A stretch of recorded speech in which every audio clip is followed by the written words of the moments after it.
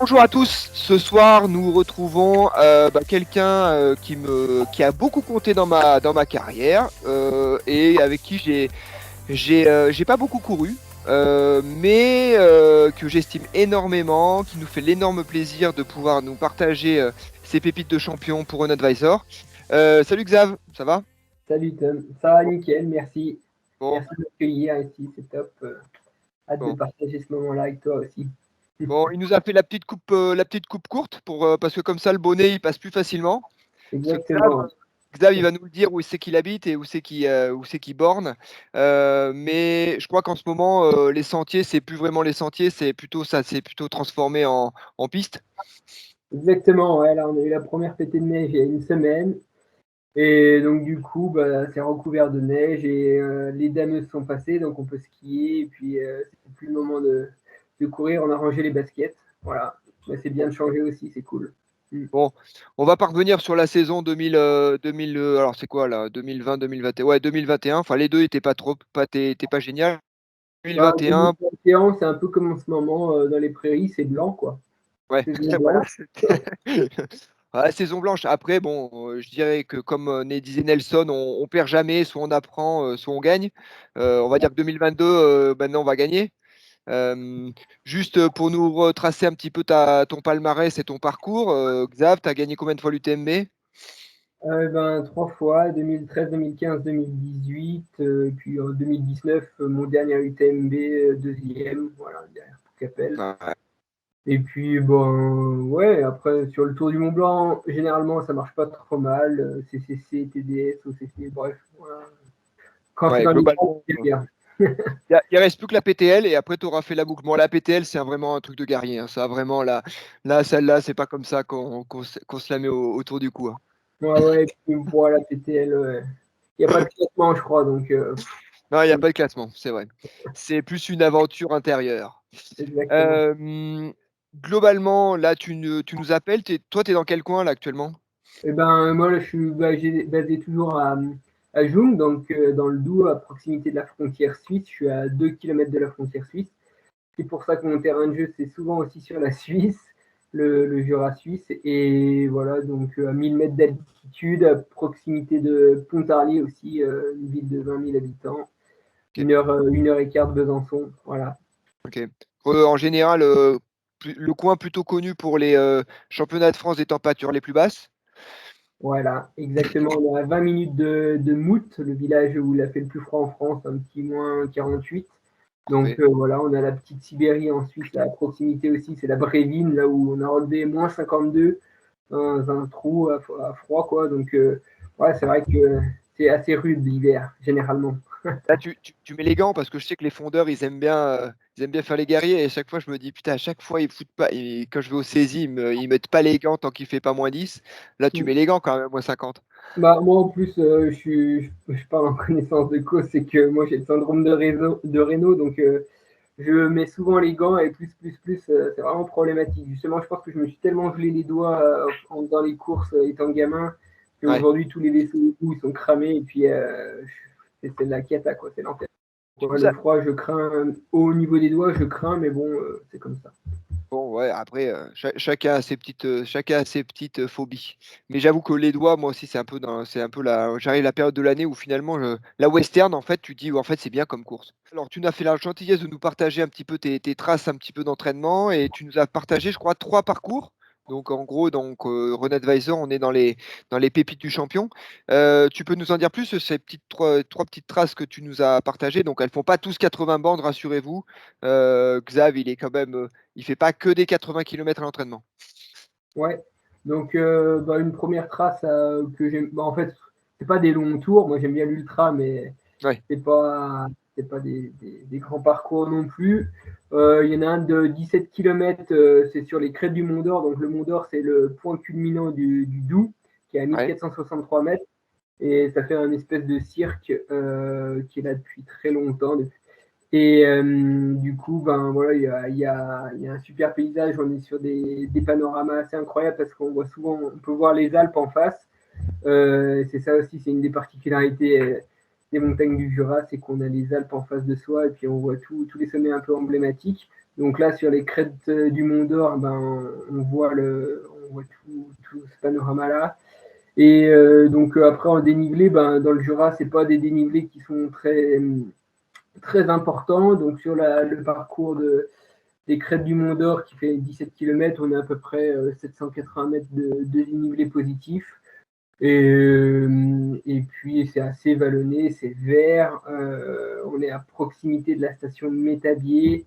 Et donc là, il y a plein, au pied de Métabier, il y a quoi de se ravitailler, c'est pas le problème en toute saison. Et puis en plus, ça marche bien l'été parce qu'il y a aussi des pistes de descente de VTT.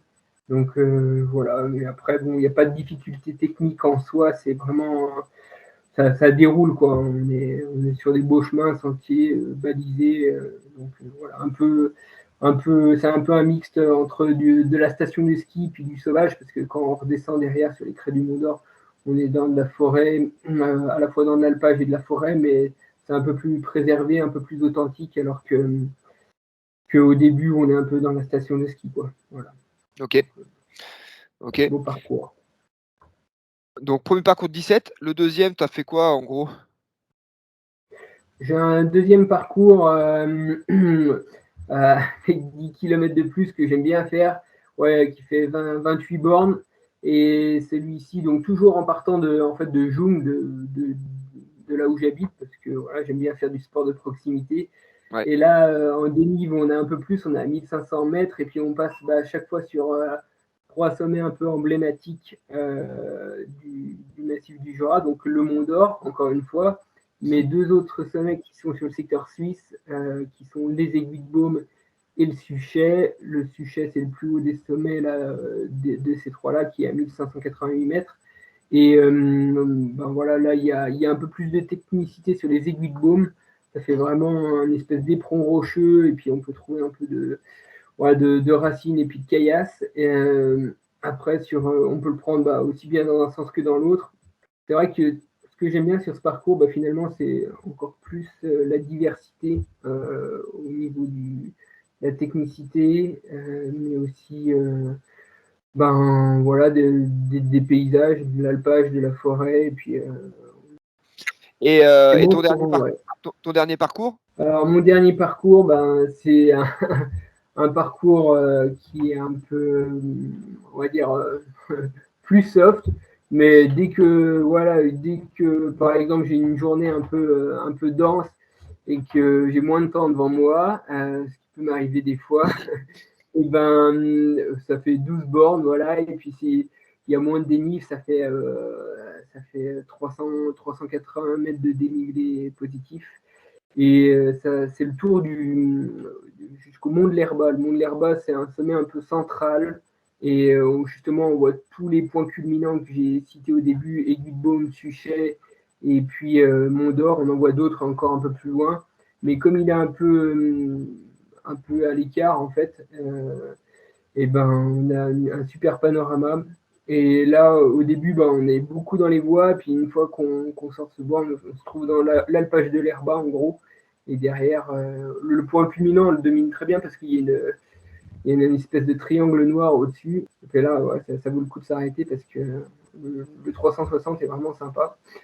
Est-ce que sur ces parcours-là, tu aurais des coins, the place to be, ou vraiment les coins à vraiment à pas rater d'un point de vue resto, hébergement, gîte, tu as des petits trucs où tu aimes bien aller, toi? Il y a un truc qui est vraiment sympa, par exemple, sur le deuxième parcours, là, c'est le refuge de Grangeneuve qui est sur le secteur suisse, par contre.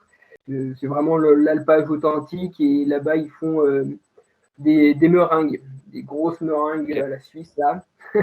Si on est gourmand, c'est double crème aussi. Voilà, les OK. gens ils viennent spécialement là-bas pour les meringues double crème, en tout cas. Je sais que c'est réputé pour ça. Bon. Après, moi, je Parfait. m'arrête pas C'est souvent là-bas pour en prendre parce que sinon, tu repars pas. et niveau gîte, tu as un endroit un petit peu à nous conseiller sur le Bon, à part chez Ouais, toi, hein. Et bon, comme tu as pas encore fini la maison, on l'a pas encore mis sur les recommandations, mais sinon, ouais. Bah, en plus, la maison, elle est sur un autre secteur, mais c'est un coin un peu plus secret. Non, mais ouais, et sur le premier parcours que je citais, là, sur les crêtes du Mont d'Or, pas très loin, il y a pareil, un petit refuge d'alpage qui fait de l'hébergement qui s'appelle la Petite Échelle. On peut dormir en yourte. Et là, c'est vraiment à l'écart de tout. Alors, si on veut se mettre au vert et puis être un peu plus tranquille, ben, c'est l'endroit idéal. D'ailleurs, il n'y a pas de réseau là-bas, donc on est vraiment loin de tout. Il y a pas l'eau courante et puis l'électricité, il me semble que c'est aussi compliqué. d'accord. Ouais, c'est Mm. ça, ça donne envie, hein. Vraiment, si Ouais, vous voulez, ouais. c'est tout confort, enfin tout confort jurassien, quoi. OK, ça va. Exactement. Mais la D'accord. flambée, elle est chaleureuse et puis elle accueille aussi. C'est le principal. Ah putain, c'est beau, c'est beau, c'est beau. Bon, super pour ce petit, tour du propriétaire. J'ai toujours bon espoir de venir quand même à un moment donné me cailler les doigts vers chez toi. Ouais. Est-ce que tu aurais un petit moment qui enfin, on va commencer par le moins bien. Ta loose en trail on va dire, la plus marquante, tu aurais quoi comme loose? Bah, il y en a une anecdote qui me vient là, qui est frappante en fait, c'est la Hard Rock 2018, où c'était quand même assez dur à encaisser de se faire Ouais, sortir de la course pour une gorgée d'eau après 145 km, 2 heures d'avance sur le second et à 15 ouais, bornes de l'arrivée. c'est Ah, sûr, ouais. c'était Ouais, un peu dur, c'était, ouais, la grosse loose absolue, ouais.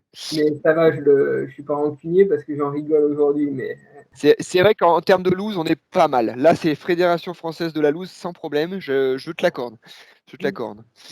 ouais. Et ton moment, kiff absolu, c'est-à-dire celle-là, tu la mets de côté et c'est pour l'instant, c'est ton numéro un, ça serait quoi? C'est difficile d'en dire un, mais plus qu'un autre, mais je dirais pour une des victoires sur l'UTMB, après elles sont toutes différentes, mais au niveau émotion, c'est tellement fort que Ouais, pas tellement descriptif, mais je sais pas, 2018 par exemple, c'était fort parce que avec l'histoire de la hard rock juste avant, ouais, c'était ouais, un c'est clair. coup de revanche, un bon, ouais, c'était. Ouais, c'est sûr. Ouais, c'est sûr. Ouais, j'avoue. Donc j'ai Ouais, eu j'avoue. l'ascenseur émotionnel en 2 mois, en à peine 2 mois là. Ouais, c'est vrai. Puis, bah, de toute façon, en plus, tu en as quand même fait un petit bout quand même, Ouais, et que toujours, bon après, le dire le combo, hard rock, UTMB, je dirais que c'est presque plus dur que UTMB diagonale. Donc du coup, ouais, c'est sûr que ça fait un été dense. Xav, un grand, grand merci pour ta disponibilité. C'était raccord, c'était parfait. On sent que le gars, il est commencé à être suisse, hein. C'était à l'heure, c'était préparé, les traces, elles sont nickel, j'ai les photos. Pour parfait. l'instant, c'est mon top. Pour l'instant, tu es mon top 1 de mes visios. C'est ça J'avoue, d'être parfait. c'est on, tu vois, c'est. Ah, mais je vois ça, je vois ça. Vraiment, ça là, vraiment, le gars, il est on de bout en blanc. Bon, Xav, je te souhaite tout le meilleur pour cette saison 2022. Tout pareil comme avant, mais encore en mieux. Et que bah, je la bise à Amélie. Au plaisir pour se voir en 2022 avec toutes les restrictions que nous n'aurons pas besoin d'avoir. Exactement. Je suis bien Bon, d'accord. merci Xav. À bientôt. Merci à toi. Salut. Bye bye. Bye.